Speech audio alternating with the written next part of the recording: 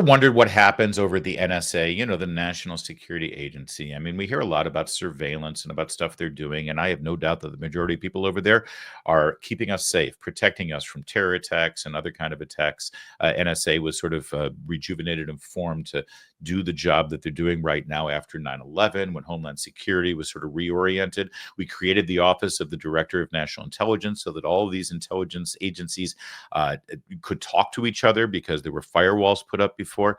That's why the 9/11 terrorists were able to sort of happen under the radar, because the FBI wasn't able to share information with the CIA. So we got this whole new infrastructure now. So what really goes on behind closed doors at the NSA? Well, we got a glimpse of it from Christopher Rufo, the investigative journalist. He's the guy who brought down CRT over there and the woke agenda and DEI over at Disney. He got that leaked video of a Zoom meeting that showed producers of children's programming saying that they're allowed to inject queer storylines into the shows, and no one at Disney ever said anything about it. Yeah, that's Christopher Rufo. And now somebody has leaked to him, well, some pretty tawdry things over there at a chat room. Now, this is like if your company uses Slack or maybe a Google Chat or something else to have a workspace, well, they have a secured workspace server for various conversations over at NSA. And apparently one of them, well, as you can see, NSA and CIA officials expressed their desire to have hermaphrodite babies in order to advance trans ideology. An intersex birth would be a great opportunity to raise a kid as non-binary and let them choose later. Yeah, it's a whole chat room. In fact, there's a couple of them dedicated to employees of the intelligence agencies exchanging information about transgender issues, transgender procedures, and transgender fetishes, and various other sexually oriented topics. And we're told that this was allowed because you can't just like start your own chat room on these things, right? You got to get permission from supervisors and management to be able to do it. And ostensibly they did, because if the management at NSA said, no, it would be inappropriate in our workplace to have a chat room dedicated to these topics, well, then you weren't being inclusive. You weren't being diverse. So you have to do this, which is ironic, because if you're in the workplace and you have a conversation about any other kind of sexual issue that doesn't involve that stuff, well, you'll get called up to HR. You can't say that. You're creating a hostile work environment by talking about sexual issues on the job. If I compliment a coworker's hairstyle, or I say, that's a really pretty dress, you look good in that dress, I'm done. I'm fired forever and unhireable. But, you can talk about your hermaphrodite sex and your fake body parts like they did in these chat rooms at the NSA. And not only is it fine, it's encouraged. Christopher Rufo also found another chat room, or within the same chat room, where the conversation moved from kinky sex fetishes to politics. And apparently in this chat room, NSA, DNI, and Spacecom officials said that Tulsi Gabbard, the new director of national intelligence, is, quote, fervently anti-queer, a Russian agent, and a member of the MAGA cult. These are employees, including at least one person who goes by they, them. Although, how do we know it's one person? It is they, them. I love that. This is how they've warped our language. Christopher Rufo says, including one they, them. By definition, a they, them is more than one. So I'm already calling a conspiracy here on this. They, them are attempting to undermine Gabbard from within. Now, if you know anything about Tulsi Gabbard, she ain't going to stand for this. And she saw this story. She immediately sent out a memo to all employees at the NSA and across the intelligence community saying, I want to hear by Friday exactly who these people are. I want them identified. There will be accountability.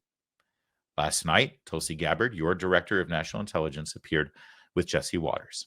Well, Jesse, what we're going to do has already been done. There are over 100 people from across the intelligence community that contributed to and participated in this, what is really just an egregious violation of trust. What to speak of like basic rules and standards around professionalism. I put out a directive today that they all will be terminated and their security clearances will be revoked.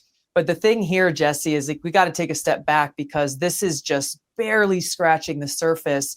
When you see what these people were saying, and thanks to Chris Rufo for putting it all out online, they were brazen in using an NSA platform intended for professional use to conduct this kind of really horrific behavior. And they were brazen in doing this because when was the last time anyone was really held accountable? Certainly not over the last 4 years, certainly not over the last 10, maybe 20 years. When we look at some of the biggest violations of the American people's trust in the intelligence community. So today's action in holding these individuals accountable is just the beginning of what we're seeing across the Trump administration, which is carrying out the mandate the American people gave him. Clean house, root out that rot and corruption and weaponization and politicization, so we can start to rebuild that trust in these institutions that are charged with an important mission of serving the American people, ensuring our safety, security, and freedom. Good for her. And she's right. It's all about accountability. It is about the previous regime. Also, one other thing, as she said, thanks to Chris Rufo for uncovering this. Chris Rufo is an independent journalist who operates out of his home in Seattle, Washington, not Washington, D.C., the Washington all the way over there on the West Coast. How is it that not one of the reporters and journalists who always get leaks here in Washington about Trump, right? Think about all the anonymous leaks from the intelligence community about Donald Trump and about Russian collusion and about a Ukraine phone call and all these other things that were designed to bring down the Trump presidency. And not one of those journalists, not one of those reporters in Washington, D.C. had contacts in the intelligence community that would leak this information. This stuff had to go all the way over to Christopher Rufo. It's amazing, isn't it? Isn't it amazing how all those journalists who cover the intel community didn't know anything about this, or they knew about it and they just didn't think that it was newsworthy, which probably tells you a lot about them and their news agencies. Speaking of which, Tulsi Gabbard wasn't done. She had something to say about one of those news agencies that live and die on anonymous leaks from the intel community. This would be, I think you're familiar with them, CNN. There's going to be a lot of house cleaning, because now we're hearing CIA agents don't like getting Doge, so they're going to sell state secrets to our enemies. What are we going to do here? I am curious about how they think this is a good tactic to keep their job. They're exposing themselves essentially by making this indirect threat, using their propaganda arm through CNN that they've used over and over and over again to reveal their hand, that their loyalty is not at all to America. It is not to the American people or the Constitution. It is to themselves. And these are exactly the kind of people that we need to root out, get rid of, so that the patriots who do work in this area, who are committed to our core mission, can actually focus on that. I got to tell you, one of the byproducts of what I just saw literally today is, because of this immediate action of transparency and accountability, I have people within the intelligence community reaching out to me personally and directly saying, hey, you need to know about this. You need to look over here. People are stepping forward because they are all on board with the mission to clean house and refocus on our core mission of serving the American people. I love to hear that, that there's a lot of patriots that want to join you in. That's right. The fact of the matter is, there are a lot of people who work in the intelligence community, in the military, in the Justice Department, in the FBI, and frankly, in the federal government at all levels, who really do love this country, who, by the way, are America first, believe it or not.